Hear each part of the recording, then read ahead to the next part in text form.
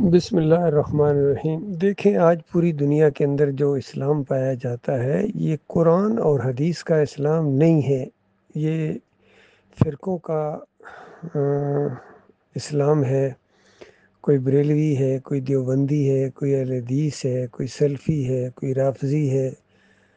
یہ مختلف ان کے نام ہیں، اور اچھا کیا انہوں نے یہ نام رکھ لیے ہیں، کیونکہ جب مسلم نہیں رہے ہیں تو یہ بہت بڑی زیادتی ہوتی اور گڑبڑ ہو جاتی ہے۔ اگر یہ مسلم ہی کہلاتے اپنے آپ کو، مشرک ہونے کے بعد یہ مسلم کہلاتے، یہ بات مناسب نہیں تھی۔ باقی یہ کہنا کہ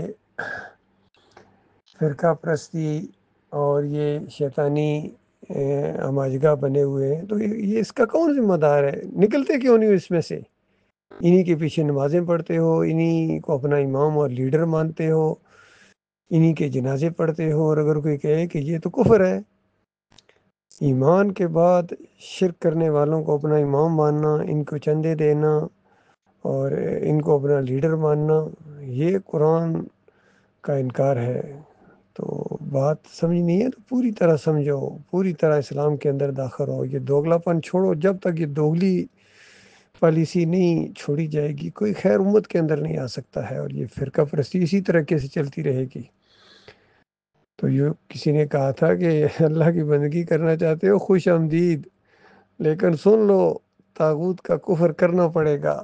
یہ نہیں ہو سکتا کہ بت بھی ناراض نہ ہو اور اللہ بھی راضی رہے، یہ دو باتیں جمع نہیں ہو سکتی ہیں۔ اللہ بڑا غیور رب ہے، غیرتی رب ہے، وہ شرک کو برداشت نہیں کرتا ہے، اور اس نے صاف اعلان کر دیا کہ شرک کی معافی نہیں ہے بھائی۔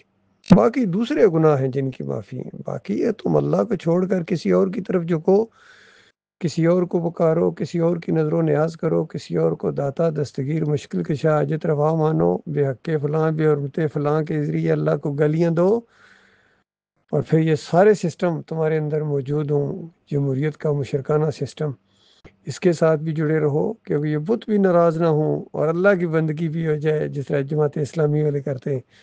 ایسا نہیں ہو سکتا ہے۔ علی انجینئر صاحب ان کا کفر و شرک بھی بیان کرتے ہیں اور کہتے ہیں میں ان کو چندے دیتا ہوں، میں ان کے پیچھے نمازیں پڑھتا ہوں، ان بریلیوں کے پیچھے، رافضیوں کے پیچھے، اور پوچھو قادیانیوں کے پیچھے، وہاں ہو سکتا ہے رک جائے۔ کیوں بھائی، وہاں کیا مسئلہ ہے؟ نہیں جی وہ تو قادیانی ہے نا جی۔ کیا ہوا جی؟ قادیانی کیا کیا انہوں نے؟ وہ جی وہ قرآن کی ایک آیت کے انکاری ہیں۔ تو جو ایک آیت کا انکاری ہے اس کے پیچھے نہیں، اور جو ہزاروں آیتوں کے انکاری ہیں، یہ بریلوی دیوبندی اہل حدیث، ان کو اپنا امام مانتے ہو، یہ اللہ کی غیرت کو للکارنا ہے۔ یہ مسئلہ ہے۔ اگر اللہ کی طرف آنا ہے تو سارے بتوں سے بغاوت کرنا پڑے گی۔ یہ نہیں کہ اپنے بتوں کو پالش کرو اور دوسرے کو بتوں کو توڑنے جا رہے ہیں حضرت صاحب، یہ نہیں چلے گا۔ ڈاکٹر ذاکر کی طرح اور یہ ڈاکٹر اسرار کی طرح، مودودی کی طرح یہ دوگلی پالیسی نہیں چلے گی۔ فضل الرحمان کی طرح، خلیل الرحمان کی طرح، منور سلطان کی طرح، محمد حنیف کی طرح، یہ سارے دوگلے ہیں، شرک کے ساتھ ساز باز کرتے ہیں، اندر و اندر کچھ اندر و اندر ملاپ رکھتے ہیں، کچھ کھلے شرک کے حمایتی ہیں۔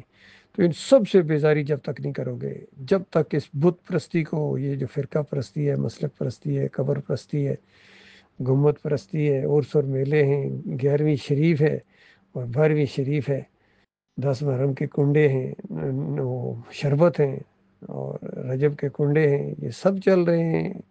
مزاروں کے سامنے سجدے بھی ہو رہے ہیں، اِیّاکَ نَعْبُدُ وَإِیّاکَ نَسْتَعِینُ بھی چل رہا ہے۔ تو ایسی دوگلی امت، اس کے ساتھ جو ہو رہا ہے یہ بالکل صحیح ہو رہا ہے، اللہ کا انصاف ہے۔ باقی اللہ نے بھی بڑا ہلکا ہاتھ رکھا ہوا ہے، ابھی جو آگے تباہی آنی ہے ان کی لعنتی قوم ان کو مار رہی ہے۔ تو یہ معاملہ ہے، یہ شرک کی ساری داستان ہے اللہ کے بندوں۔ جب تک شرک سے توبہ نہیں کرو گے، مکمل ایمان اور توحید کی طرف نہیں آؤ گے، تمہاری ساری باتیں بے معنی ہیں، کچرا ہو اللہ کی نگاہ میں۔ اللہ تعالیٰ غور و فکر کرنے کی توفیق عطا فرمائے۔